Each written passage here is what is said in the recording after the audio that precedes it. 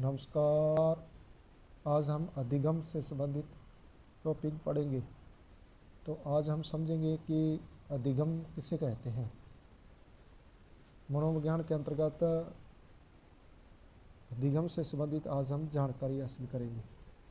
अधिगम का सामान्य अर्थ होता है सीखना। अधिगम का सामान्य अर्थ क्या होता है? सीखना, जिसको क्या कहा जाता है? इंग्लिश में कहा जाता है लर्निंग। अगर अधिगम से संबंधित विस्तृत अर्थ की चर्चा करें तो व्यवहार में परिवर्तन, व्यवहार में अपेक्षाकृत स्थायी परिवर्तन। किस प्रकार का परिवर्तन? अपेक्षाकृत स्थायी परिवर्तन। तो हम यहाँ जो शब्द बार बार आएगा वो आएगा व्यवहार। तो व्यवहार क्या होता है आप सभी जानते हो कि कोई भी प्राणी जो क्रिया करता है वह बाह्य रूप से दिखाई देती है तो उसे क्या कहा जाता है? यानी कि व्यवहार कहा जाता है। यानी कोई भी व्यक्ति है वो किस प्रकार का यानी कि व्यवहार कर रहा है, वो बाह्य रूप से जब दिखाई देता है तो उसी को व्यवहार कहा जाता है। यहाँ व्यवहार का अर्थ ये है। और अगर अधिगम के साथ इसकी बात करें तो कोई व्यक्ति है, जिस प्रकार ये व्यक्ति है, इसको यानी कि पहले कोई काम करना नहीं आता था, इस बालक को पहले कोई काम करना नहीं आता था, तो इसने कोई काम करने के लिए यानी कि ट्रेनिंग ली, प्रशिक्षण लिया और उसके बाद वो कार्य इसको करना आ गया। तो ये इस प्रकार से जो व्यवहार में परिवर्तन हुआ, इसी को क्या कहा जाएगा? अधिगम कहा जाएगा। ठीक है, इसी को क्या कहा जाएगा? अधिगम कहा जाएगा। तो आगे है, यानी वर्तमान में मनोविज्ञान का अभिप्राय व्यवहार का विज्ञान या अध्ययन। तो ये आपको पता है कि जब मनोविज्ञान की उत्पत्ति हुई थी तब इसका जो अभिप्राय था वो ये था कि आत्मा का विज्ञान, इसको आत्मा का विज्ञान कहा जाता था। उसके बाद मन या मस्तिष्क का विज्ञान कहा जाता था और उसके बाद इसका जो अभिप्राय है वो चेतना का विज्ञान। और वर्तमान के अंतर्गत जो मनोविज्ञान को जाना जाता है वो व्यवहार का विज्ञान या अध्ययन कहा जाता है। ठीक है, तो ये आपको याद रखना। उसके बाद एक हम वर्तमान के अंदर व्यवहार का विज्ञान या अध्ययन कहा जाता है। और अधिगम का क्या अर्थ होता है ये आपने अभी सीख ही लिया। एक यहाँ पर उदाहरण के द्वारा भी हम अधिगम का अर्थ समझ सकते हैं कि किस प्रकार व्यवहार में परिवर्तन होता है। तो यहाँ एक बालक है, जो एक बालक के सामने कोई लैल्टन या दीपक जल रहा है, तो बालक कमरे के अंदर बैठा है और उसको बहुत ही सुंदर लग रहा है, उसकी जो लो या दीप शिखा जो जल रही है, तो बालक का मन करता है कि मैं इसको जाकर छू लूँ। जैसे ही वो जाकर के उसको छूता है तो उसको क्या होता है कि उसको कष्ट या पीड़ा उत्पन्न होती है और वह तुरंत अपना हाथ हटा लेता है। अब जब भी अगली बार उसके सामने दीपक या लैल्टन जल रही होती है तो वह जा कर के उसके अंदर हाथ कह सकते हैं कि उसकी दीप शिखा या लो को नहीं पकड़ता, क्योंकि उसका यहाँ पर क्या है कि व्यवहार परिवर्तन हो गया है। उसने पहले से सीख लिया है, अनुभव कर लिया है कि ये जो अग्नि के या लो या दीप शिखा में अपने हाथ डालेंगे तो इससे पीड़ा उत्पन्न होती है। इस प्रकार से यानी कि उसने अनुभव के द्वारा व्यवहार परिवर्तन करना सीखा। इसी को क्या कहा जाता है? अधिगम कहा जाता है। व्यवहारवाद का जनक कौन है? जे.बी. वॉटसन है। ठीक है, तो आपको पता होगा कि सर्वप्रथम जो व्यवहार शब्द है, सर्वप्रथम व्यवहार जो शब्द है, इसका सर्वप्रथम प्रयोग करने वाले जो थे उनका नाम था विलियम मैकडूगल। कौन थे? William McDougall. ठीक है, विलियम मैकडूगल थे। उन्होंने सन 1905 में एक पुस्तक लिखी थी, आउटलाइन ऑफ साइकोलॉजी। तो आउटलाइन ऑफ साइकोलॉजी पुस्तक के अंतर्गत इन्होंने यानी कि पहली बार व्यवहार शब्द का प्रयोग किया था। उसके बाद एक यानी वाद आया जिसको कहा जाता है व्यवहारवाद। तो व्यवहारवाद को लेकर के आने वाले कौन थे? जे.बी. वॉटसन थे। जे.बी. वॉटसन थे। इन्होंने 1913 के अंतर्गत यानी व्यवहारवाद जो विज्ञान लेकर के आए थे। तो आपको याद रखना यहाँ पर व्यवहार शब्द का सर्वप्रथम प्रयोग करने वाले कौन थे? William McDougall. और व्यवहारवाद के जनक कौन थे? जे.बी. वॉटसन। जे.बी. वॉटसन। ठीक है, तो आगे देखते हैं अधिगम का अर्थ। अभ्यास प्रशिक्षण। अभ्यास प्रशिक्षण अनुभव द्वारा व्यवहार में आया अपेक्षाकृत स्थायी परिवर्तन ही अधिगम कहलाता है। तो अभी आपने सीखा कि अधिगम किसे कहते हैं। अधिगम यानी व्यवहार में परिवर्तन होना, और किस प्रकार का? अपेक्षाकृत स्थायी परिवर्तन। अभी हम जानेंगे कि व्यवहार के अंदर जो परिवर्तन है वो अगर 3 कारणों से आता है, अभ्यास, प्रशिक्षण और अनुभव के द्वारा। अगर ये 3 कारणों से व्यवहार में परिवर्तन आता है तो उसको हम क्या कहेंगे? अधिगम कहेंगे। और अन्य भी अनेक कारण हैं जिसके द्वारा क्या है कि व्यवहार में जो परिवर्तन है वो आता है, लेकिन उसको अपने अधिगम नहीं कहेंगे। ये बात ध्यान देना कि उसको हम अधिगम नहीं कहेंगे। तो यहाँ नीचे मैंने लिखा हुआ है कि अनेक अन्य कारणों द्वारा व्यवहार में आया परिवर्तन अधिगम नहीं है। ठीक है, तो और भी अनेक कारण है जिसके द्वारा जो व्यवहार में परिवर्तन है वो आ जाता है, लेकिन वो जो अधिगम उसको नहीं कहेंगे। तो वो कौन कौन से कारण है जिसको अपने अधिगम नहीं कहेंगे? तो वो पहला है परिपक्वता। ठीक है, दूसरा है बीमारी, और इसके अंतर्गत आगे आएगा तीसरा है थकान, और चौथा है मादक पदार्थों का सेवन, और पांचवा है स्वेगात्मक विकास, और छठा है मूल प्रवृत्ति के कारण। अब हम एक एक करके इसको देखते हैं। तो पहला है परिपक्वता।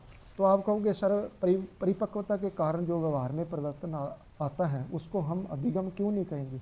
अधिगम उसको इसलिए नहीं कहेंगे क्योंकि परिपक्वता के कारण जो व्यवहार में परिवर्तन आता है वो अधिगम के कारण नहीं आता, वो स्वाभाविक रूप से नेचुरल प्रोसेस है उसके द्वारा आता है। छोटा बालक है जैसे कि वो घुटनों के बल चलता है, फिर पैरों के बल चलता है, दौड़ता है, ये सब यानी कि नेचुरल प्रोसेस है उसका, ये परिपक्वता के कारण आता है, और इसको हम अधिगम नहीं कहेंगे। क्योंकि ये नहीं है कि आप कह दो कि परिपक्वता यानी कि हमारा 8 माह का एक बालक है और उसको जल्दी भाषा सिखानी है, तो ऐसा कोई इंस्टीट्यूट यहाँ स्कूल कॉलेज नहीं बना है कि वहाँ आप उसको अधिगम करवा दोगे और उसके बाद आपका 8 माह का बालक और सामान्य जो अगर उसकी अवस्था के दौरान विकास, भाषा का विकास देखा जाए तो 1 वर्ष के दौरान बच्चा शब्द बोलना शुरू करता है या बोलता है, और आपका बच्चा यानी कि ट्रेनिंग लेने के बाद वहाँ जल्द सीख लेगा, ऐसा नहीं होता। ये नेचुरल प्रोसेस है, ठीक है, अपने आप ही होता है, इसलिए यानी कि ये स्वाभाविक प्रक्रिया है, और अधिगम का इस पर यानी कह सकते हैं कि अधिगम इसको नहीं कहा जाए। दूसरा आता है बीमारी। तो बीमारी के कारण यानी कि व्यवहार में परिवर्तन भी आता है, लेकिन अस्थायी रूप से आता है। जिस प्रकार हम यानी हमें बुखार हो जाता है या सिर दर्द हो जाता है, तो बीमारी के कारण हमारा जो व्यवहार है वो बिल्कुल एकदम से चेंज हो जाता है। जैसे हमें जब हम बीमार हो जाते हैं तो कोई हमें बुलाता है तो हमारा बोलने को मन नहीं करता, बोलने को, और वो कहता है, कोई दूसरा ये चाहता है कि हमारा वो उसके साथ बात करे, लेकिन हम ये हमारा जो व्यवहार है वो बीमारी के कारण अस्थायी रूप से चेंज हो गया है और हमारा मन नहीं कर रहा उस टाइम। जब बुखार आदि या बीमारी से दवाई लेने के बाद हम ठीक हो जाते हैं और उसके बाद हम फिर वही पूर्ववत व्यवहार यानी कि सामान्य व्यवहार करने लग जाते हैं, इसलिए हम इसको यहाँ पर अधिगम नहीं कहेंगे। तो अगला है, नेक्स्ट हम पढ़ते हैं थकान।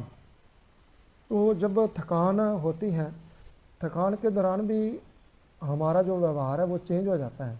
यानी जिस प्रकार हम सुबह जल्दी यानी कोई वर्क करते हैं तो हमारे में स्फूर्ति होती है, एनर्जी होती है, और जैसे जैसे यानी कि दिन के घंटे बीतते जाते हैं और बिल्कुल शाम के अंतर्गत हमें थकावट हो जाती है, और थकावट होने के कारण हमारा जो व्यवहार सुबह का जो हम जैसे कि व्यवहार करते हैं, किसी के साथ बड़े ही सहनशीलता के साथ, प्रेम भाव के साथ बातचीत करते हैं, लेकिन लास्ट के अंदर जब शाम का वक्त होता है तो उस टाइम बिल्कुल हमारा व्यवहार अलग हो जाता है। तो कोई हमें बुलाता है या बातचीत करने के लिए हमें यानी कि कहता है तो हमारा मन नहीं करता, लेकिन जैसे ही हम आराम कर लेते हैं, रेस्ट कर लेते हैं, तो उस पर फिर अगले दिन यानी कि हमारा जो व्यवहार है वो पूर्ववत जैसा व्यवहार था उसी प्रकार हो जाता है। जिस प्रकार से यानी हम शाम को देखते हैं कि बहुत सारी लड़ाई झगड़े शाम के कारण ही शाम को ही होते हैं, तो सुबह नहीं होते, क्योंकि उस टाइम हर कोई आपको पता है अलग व्यवहार और मूड में होता है। तो फिर वो थकान के कारण आपको पता है कि बनाने का मन नहीं करता, अगर कोई बनाता है तो लड़ाई झगड़े पर उतारू हो जाते हैं। अगला है चौथा, मादक पदार्थों का सेवन। तो अगर किसी व्यक्ति ने मादक पदार्थों का सेवन कर रखा है तो उस दौरान उसका व्यवहार बिल्कुल चेंज हो जाता है। जिस प्रकार आपने इधर उधर देखा ही होगा कि एक व्यक्ति जो नशे का आदी होता है, अगर मादक पदार्थों का किसी प्रकार का सेवन कर लेता है, तो अगर वो ड्राइवर नहीं है, गाड़ी नहीं चलाना जानता, तो फिर भी वो कहता है भाई ला आज तो गाड़ी मैं ही चलाऊँगा, मैं नहीं चलाने दे गाड़ी। तो वो ऐसा यानी कि करता है। लेकिन जब नशे का जो पदार्थों का जो सेवन कर रखा है उसके कारण उसका जो नशा उतर जाता है, उसके बाद फिर वही पूर्ववत व्यवहार उसका हो जाता है। उसके बाद है संवेगात्मक विकास। तो संवेगात्मक विकास के अंतर्गत यानी कि ये आता है कि जो संवेगों के कारण यानी कि जिस प्रकार से संवेगों का विकास है वो संवेग जो बदलते रहते हैं अवस्थाओं के अनुसार। तो कोई व्यक्ति जब लड़ाई करने के लिए लड़ाई करता है तो उसके अंदर संवेग उत्पन्न होता है, कौन सा? क्रोध। तो क्रोध संवेग उत्पन्न हो जाता है, तब उसका मन करता है कि किसी न किसी के साथ जा कर के लड़ाई झगड़ा करे, पंगा ले। तो वो वहाँ पर यानी कि क्रोध रूपी जो संवेग है वो उसको वहाँ पर लड़ाई करने के लिए, झगड़ा करने के लिए जब यहाँ व्यक्ति जब झगड़ा करता है तो क्रोध संवेग उत्पन्न हो जाता है। तब लेकिन जब वो शांत हो जाता है, थोड़ी देर बाद क्रोध यानी कि उसका कम हो जाता है, तो फिर वह अपने पूर्ववत व्यवहार में आ जाता है। तो जब व्यक्ति क्रोध में होता है यानी कि गुस्से में होता है तो वो लाल पीला हो जाता है और इस प्रकार की बातें जो नहीं कहनी वो भी वहाँ पर कह देता है, आपको पता ही है। और ये जो संवेगात्मक विकास है ये भी यानी कि एक बार कह सकते हैं कि अस्थायी रूप से जो व्यवहार है वो होता है, लेकिन जब क्रोध संवेग जो है वो बदल जाते हैं तो व्यक्ति क्या है कि अपने पूर्ववत व्यवहार में आ जाता है। उसके बाद है छठा है मूल प्रवृत्ति के कारण। ये समझना अपनी जरूरी है। मूल प्रवृत्ति क्या होती है? यानी कि ऐसी प्रवृत्ति जो जन्मजात होती है, जन्मजात प्रवृत्ति होती है। यानी इन प्रकार की कह सकते हैं कि मूल प्रवृत्ति, उसके लिए कोई ट्रेनिंग नहीं लेनी पड़ती, जन्मजात प्रवृत्ति अपने आप ही आती है, ये स्वाभाविक है। ठीक है। जिस प्रकार बच्चे को भूख लगती है तो बच्चा सर्वप्रथम रोना सीखता है, ठीक है, रोना सीखता है, लेकिन वो रोना सीखने के लिए कोई अधिगम करवाना नहीं पड़ता, ये नेचुरल प्रोसेस है। जब उसको भूख लगती है तो वो रोना शुरू कर देता है, जब रोता है तो माँ उसको दूध पिलाती है। तो यहाँ भोजन की जब भूख लगती है तो व्यक्ति भोजन की तलाश के अंदर इधर उधर ढूंढता है भी भोजन कहाँ रखा है। ठीक है। फिर इस प्रकार से यानी जब उसको डर लगता है तो वो वहाँ से दूर भागता है। तो ये कहाँ सिखाया गया है कि किसी इंस्टीट्यूट में कि आपको इस प्रकार से डर लगेगा और वहाँ से आप भाग जाना? तो ये मूल प्रवृत्ति के कारण होता है। तो अभी हमने बात की है यहाँ पर कि पहला तो था कौन सा, अभी देख लेते हैं कि पहला ये था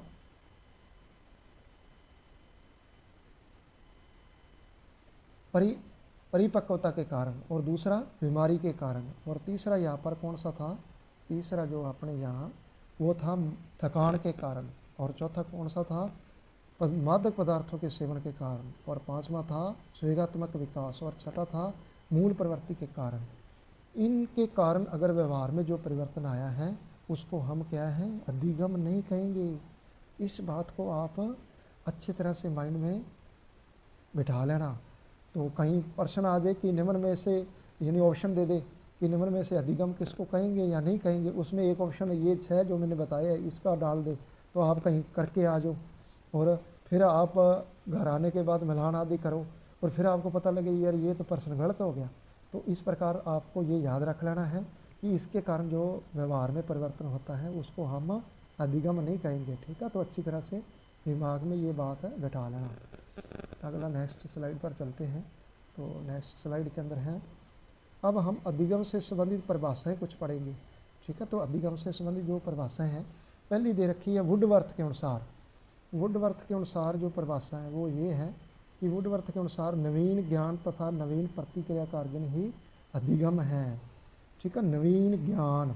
ठीक है, तो नवीन ज्ञान, जब बालक या कोई व्यक्ति होता है उसको नया ज्ञान आ जाता है तब वह उसके अनुसार ही प्रतिक्रिया करता है। ठीक है, उसके अधिगम विकास की एक प्रक्रिया है।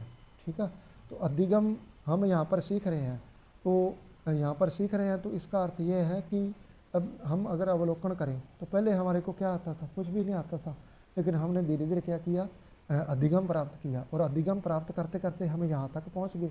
और आज तक हम देखो, अपना अवलोकन करो कि अपना अवलोकन करो तो अपन ठा लागो कि कितना हमारे को यानी कि विकास हो गया है। और इस विकास के अंतर्गत ही हम अभी भी लगे हुए हैं कि और विकास हो जाए। तो अगर अधिगम हो रहा है तो इसका अर्थ यह है कि ये विकास की एक प्रक्रिया है, इसको याद रखना। क्रो एंड क्रो के अनुसार नया ज्ञान, आदत और अभिवृद्धियों का अर्जन ही अधिगम है। ठीक है, नया ज्ञान, आदत, अभिवृद्धियों, एक तो होती है कि अभिवृद्धि और एक होती है अभिवृत्ति, इनमें अंतर होता है। अभिवृद्धि का अर्थ होता है नज़रिया या दृष्टिकोण। ठीक है, और अभिवृद्धि का अर्थ होता है कि वृद्धि, जिसको आम भाषा में कहा जाता है। तो यहाँ पर है अभिवृत्ति। तो क्रो एंड क्रो, तो ये दो जने हैं। ठीक है, तो दो जने कितनी बात बता रहे हैं, तीन। कौन कौन सी, नया ज्ञान, आदत और अभिवृत्ति, ये तीन बातें बता रहे हैं। तो तीन बातें बता रहे हैं तो इसका अर्थ ये है कि ये अधिगम है। ये परिभाषा किसने दी थी, क्रो एंड क्रो ने। उसके बाद स्किनर के अनुसार व्यवहार में उत्तरोत्तर अनुकूलन ही अधिगम है। ठीक है, तो उत्तरोत्तर अनुकूलन का अर्थ होता है यानी कि एक के बाद एक। ठीक है, तो व्यवहार में उत्तरोत्तर अनुकूलन, जब व्यक्ति में अधिगम होता है तो अधिगम होने के बाद व्यक्ति उत्तरोत्तर अनुकूलन करना सीख जाता है कि किस प्रकार से, यानी कि एक के बाद एक जो सीखा गया ज्ञान है उसके आधार पर वो अपने आप को एडजस्टमेंट करना या अनुकरण करना सीख लेता है। उसके बाद गिलफोर्ड के अनुसार ये है कि व्यवहार के कारण व्यवहार में होने वाला स्थायी परिवर्तन ही अधिगम है। ठीक है, तो व्यवहार के कारण व्यवहार में होने वाला परिवर्तन, अपने घर पर बैठे हैं, आप बाहर निकले हैं, कोई आदमी व्यक्ति मिला अपने को, तो वो कहे भाई जी राम राम, तो आप भी क्या कहेंगे, भाई जी राम राम। उसने कहा नमस्कार, अपने भी क्या कहेंगे, नमस्कार, सत श्री अकाल, इस प्रकार के शब्द कहेंगे। तो पहले व्यवहार किसने किया, पहले व्यवहार अगले आदमी ने किया, और फिर या उसने व्यवहार किया, वैसे ही अपने व्यवहार करेंगे। अगर कोई व्यक्ति हमारे को यानी गलत बोलेगा तो हम तो समझदार हैं, हम गलत तो नहीं बोलेंगे, लेकिन अगर कोई अपने एकदम से आकर के जब थप्पड़ मार देता तो अपने क्या करेंगे, उसको थप्पड़ी मारेंगे। तो यानी कि व्यवहार के कारण व्यवहार में आने वाला परिवर्तन।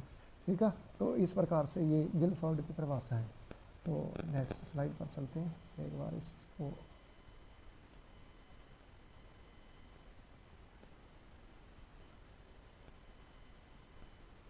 तो अगला है गेट्स के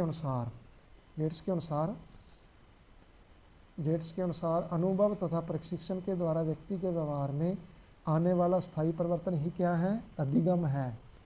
तो गेट्स ने बड़ी जोरदार बात कही है अभी, अनुभव एवं प्रशिक्षण के द्वारा व्यक्ति के व्यवहार में आने वाला स्थायी परिवर्तन ही अधिगम है। ठीक है, तो आपको पता है कि एक अभ्यास, कोई भी काम सीखते हैं तो उसके लिए जरूरी क्या है, प्रशिक्षण।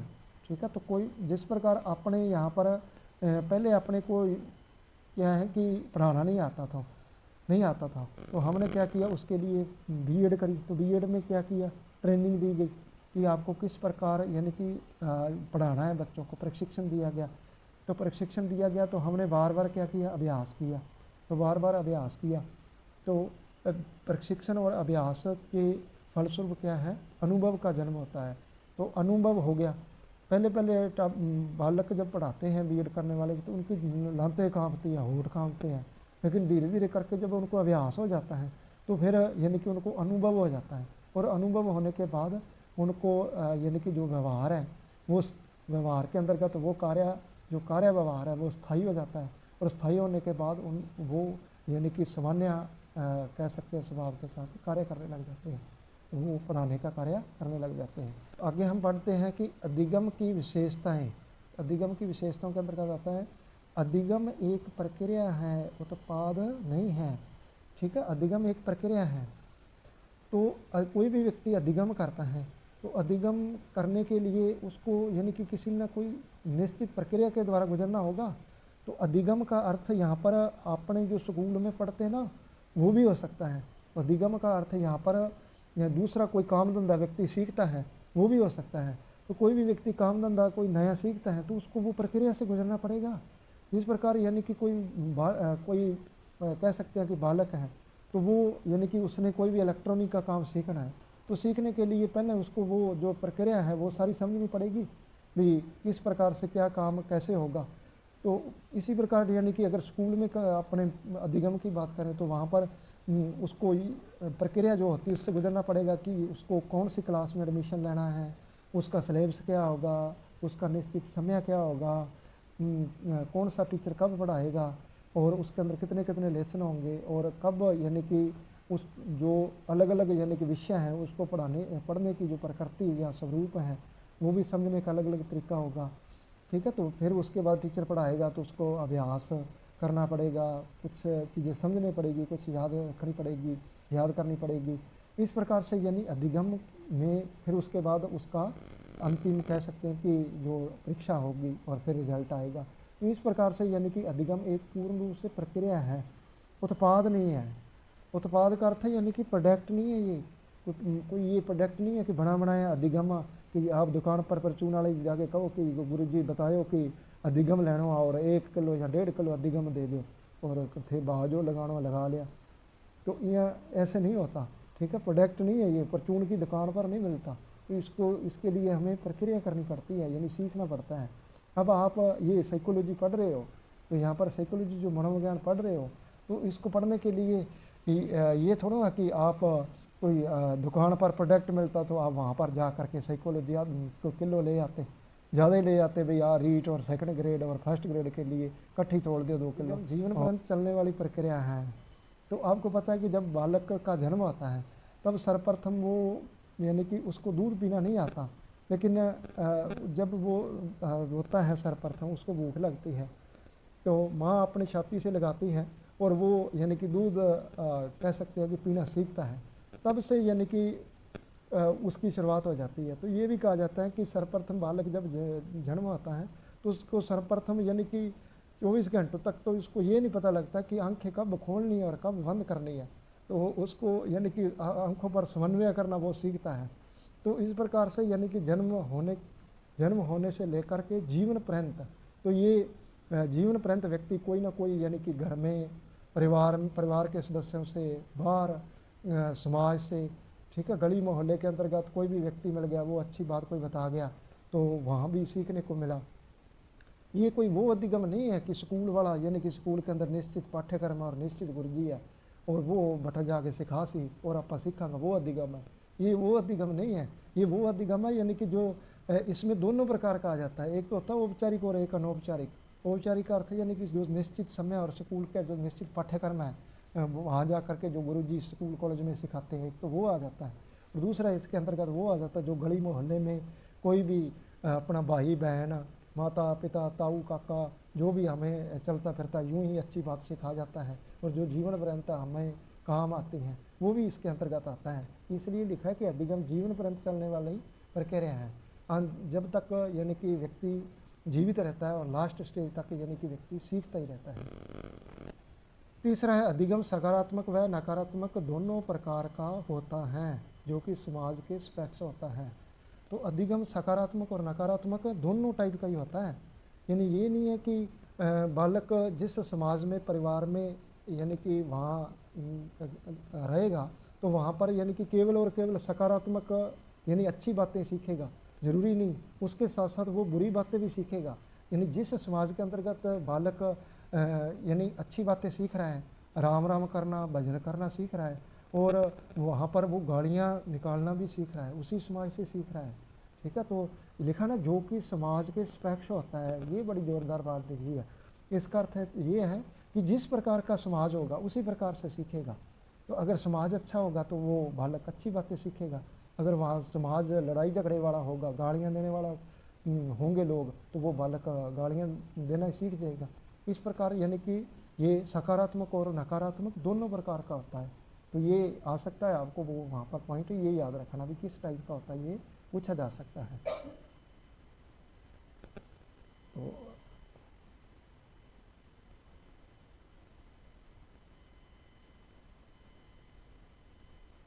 उसके बाद हम चलते हैं अगली स्लाइड पर। अगली है 6 नंबर। तो इसमें यानी कि ये आ गया, अधिगम एक प्रक्रिया है, उत्पाद नहीं है, ये तो हमने पढ़ लिया। और दूसरा ये पढ़ा है कि अधिगम जीवन पर्यंत चलने वाली प्रक्रिया है, ठीक है। और तीसरा पढ़ा है अधिगम सकारात्मक व नकारात्मक दोनों प्रकार का होता है, जो कि समाज के स्पेक्ष होता है। आ चीज़ भी अपन पढ़ ली। और अगला चौथा है अधिगम परिपक्वता के अनुसार होता है। तो ये आ गया ना, अधिगम परिपक्वता के अनुसार होता है। तो कहने का अर्थ ये है कि जिस प्रकार की यानी कि बालक की कह सकते हैं कि मानसिक और शारीरिक जो योग्यता है या क्षमता है, हो योग्यता या क्षमता होगी, उसी प्रकार से बालक को अधिगम करवाया जा सकता है। अब थे तो कह दो कि आप 8 वर्ष के बालक ने या 10 वर्ष के बालक ने साइकोलॉजी सिखा दो, तो साइकोलॉजी भाई नहीं सिखा सकते यार। क्यों नहीं सिखा सकते? क्योंकि अधिगम लिखा ना परिपक्वता के अनुसार होता है, तो उसकी अभी वो उतना परिपक्व नहीं हुआ, उसकी जो कह सकते हैं कि मानसिक योग्यता और क्षमता नहीं है। अब अपनी योग्यता और मानसिक क्षमता है और हम इस कठिन सब्जेक्ट को भी सीख रहे हैं। तो जिस प्रकार की अवस्था होगी उसी अनुसार जो NCF है वो सिलेबस बनाती है, ठीक है, और उसी अनुसार बालक को सिखाया जाता है।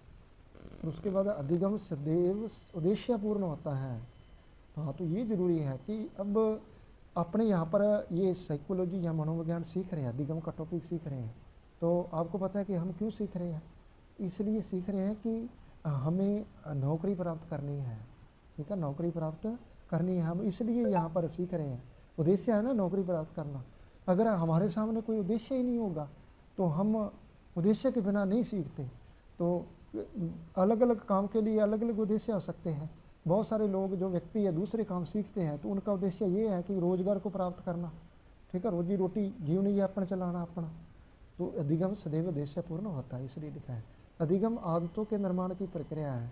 यानी कि जो अधिगम होता है, जब व्यक्ति अधिगम करता है तो एक बार कोई भी कार्य करता है व्यक्ति, तो उसको वो कार्य यानी पहली बार में वो कार्य जो करता है व्यक्ति सीखता है, तो वो कार्य उसके व्यवहार में यानी नहीं आया होता, तो उसके दौरान वो अनेक प्रकार की गलतियां करता है, उसको वो कार्य करना कठिन लगता है। लेकिन जैसे जैसे वो अभ्यास हो जाता है, उसका बार बार प्रैक्टिस हो जाती है, और उसके बाद यानी कि उस कार्य को करने के लिए उसकी आदत बन जाती है, उसके व्यवहार में वो स्थायी हो जाता है। जिस प्रकार बस का ड्राइवर आपने देखा होगा कि वो बस भी चला रहा होता है, ठीक है, गेयर भी लगा रहा होता है, और उधर किसी सवारी के साथ वो बातचीत भी कर रहा होता है। तो वो उसका कहने का अर्थ है कि अधिगम इतना स्थायी हो गया है कि व्यवहार में, कि वो आदत का निर्माण आदत का यानी एक आदत बन गई है, और वो यानी दूसरा काम भी साथ साथ कर रहा है, फिर भी वो भूलता नहीं है उसको। तो ये बात यहाँ पर लिखी गई है। तो यहाँ तक आपको समझ में आ गया होगा। अगले स्लाइड पर चलते हैं। तो अगले स्लाइड पर लिखा है कि अधिगम अनुभवों का संगठन है, ठीक है। तो अधिगम क्या है? अनुभवों का संगठन है। तो आज तक हम अगर आत्मावलोकन करें तो हमें पहले क्या यानी पहले तो हमें कै कबूतर नहीं लिखना आता था, लेकिन टीचर के पास गए तो उसने ये प्रशिक्षण दिया कि कै कबूतर कैसे लिखते हैं, और फिर बार बार उसने क्या करवाई, बार बार उसने प्रैक्टिस यानी कि अभ्यास करवाया, और उसके बाद ये इस प्रकार का हमें अनुभव हो गया कि कै कबूतर इस प्रकार लिखना है। और आज आपको बोला जाए, जैसे टीचर बोलता है तो कै कबूतर छोड़ करके आप तो पूरे नोट्स लिख लेते हो कितने कितने बड़े। तो ये क्या है? अधिगम अनुभवों का संगठन है। तो इस प्रकार से ये हम नया नया जब ज्ञान सीखते हैं तो ये नया नया जितना भी प्रकार का ज्ञान है, हर दिन नई बात सीख रहे हैं, तो ये धीरे धीरे करके क्या है कि ये अनुभव है जो उसका संगठन हो रहा है। आगे है 8 नंबर, अधिगम विशेष परिस्थितियों की उपज है। ये भी हो सकता है कि किसी को किसी चीज़ की ज़रूरत है, वो तो सीख रहा है साइकोलॉजी मनोविज्ञान और ये सब कुछ सीख रहा है, और जिसके पास है ये जेब पैसों से भरी हुई है, ये पैसे बहुत सारे हैं, तो वो क्यों सीखेगा भाई? तो अपने तो रोज़गार की ज़रूरत है और इसलिए साइकोलॉजी सीख रहे हैं, तो विशेष परिस्थितियाँ पैदा होगी ना, वे सीखनी पड़ेगी नौकरी लगना। तो उसके बाद अधिगम सार्वभौमिक प्रक्रिया है। हाँ, तो ये जोरदार बात है भाई, अधिगम सार्वभौमिक प्रक्रिया है। तो अधिगम ये जरूरी नहीं है कि अधिगम केवल और केवल अपने एक निश्चित बाउंड्री के अंदर निश्चित स्कूल है, जहाँ कोई ऐसा स्थान बना है, कोई कमरा बना है, उसके अंतर्गत ही हमें कोई गुरु जी या मैडम जी सिखा रहे हैं निश्चित दायरे में, निश्चित सिलेबस में, वही अधिगम है। अधिगम सार्वभौमिक है, ठीक है। अधिगम जहाँ भी हम घर परिवार समाज यहाँ भी दूसरी जगह जाते हैं तो वहाँ भी हमें कुछ नया सीखने को मिलता है। तो ये सार्वभौमिक प्रक्रिया है, ठीक है। तो ये यूनिवर्सल है, कहीं सब जगह, यानी कि ये अधिगम है जो चलता रहता है। अधिगम एक स्वाभाविक प्रक्रिया नहीं है। तो ये लिखा है कि अधिगम कोई स्वाभाविक प्रक्रिया नहीं है। स्वाभाविक प्रक्रिया का अर्थ यानी कि ये नहीं है कि ये अपने आप ही हो जाएगा, कोई नेचुरल प्रोसेस नहीं है ये। तो भाई अपने यानी कि ये कहें कि अब साइकोलॉजी या जीके या दूसरे जो सिलेबस हैं हमें यानी कि आ नहीं रहा, याद नहीं हो रहा, तो अपने तो भाई रजाई ओढ़ के सो जाओ, और दिन का जब उठेंगे तो बीन टाइम अपने सारे दिमाग में सारा अधिगम हो जाएगा। तो ऐसे नहीं होता भाई। अधिगम के लिए यानी एक प्रक्रिया से गुजरना पड़ता है, और उस प्रक्रिया से गुजरने के बाद हम कोई किताब बुक्स कोई वीडियो आदि देखेंगे समझेंगे, और उसके बाद हमें अधिगम होगा। तो ये कोई नेचुरल प्रोसेस नहीं है कि ये अपने आप ही हो जाएगा, ठीक है। ये लिखा है कि स्वाभाविक प्रक्रिया नहीं है। अधिगम क्या है? एक व्यक्तिगत प्रक्रिया है, अर्थात प्रत्येक व्यक्ति अपनी योग्यता लक्ष्य और आवश्यकता अनुसार ही सीखता है। यानी अधिगम क्या है कि व्यक्तिगत प्रक्रिया है। ये ऐसे नहीं है कि जैसे कि अभी व्यक्तिगत प्रक्रिया यानी कि जो इसको अधिगम करेगा प्राप्त केवल उसी को ही होगा। ये नहीं है कि आप एक जने ने अधिगम प्राप्त कर लिया और सारे परिवार के सदस्यों को अधिगम प्राप्त हो जाएगा, ऐसा नहीं होता। प्रत्येक व्यक्ति अपनी योग्यता का अर्थ है कि उसकी जो शारीरिक और मानसिक क्षमता है, योग्यता है, उसी के अनुसार वो अधिगम करता है। और लक्ष्य यानी कि जिस प्रकार का लक्ष्य होता है उसी प्रकार का अधिगम करेगा। हमें क्या कि ये नौकरी को प्राप्त करना है तो हम उसके अकॉर्डिंग कर रहे हैं ये कार्य, तथा आवश्यकता अनुसार जितनी आवश्यकता है। ऐसे तो ऐसे तो कह सकते हैं कि सिलेबस बहुत सारा है, लेकिन जितनी अपने रीट में सेकंड ग्रेड में इसका सिलेबस दे रखा है उसके अकॉर्डिंग ही हम टॉपिक सीख रहे हैं। ये थोड़ा कि हमें सारा सीख के और गुणी ज्ञानी बढ़ना है, ऐसे तो बहुत लंबा चौड़ा। ये अधिगम एक सामाजिक प्रक्रिया है। तो इसका अर्थ यह है कि अधिगम जो क्या है वो सामाजिक प्रक्रिया है, यानी ये अधिगम समाज में रह करके ही हो सकता है, ठीक है। तो ऐसा नहीं है कि आप कहीं दूर जा कर के पहाड़ पर बैठ जाओ जब अधिगम हो जाएगा, ऐसा नहीं। ये यहाँ पर बात कही गई है। तो अधिगम की ये सब विशेषता है जिसके बारे में हमने पढ़ा।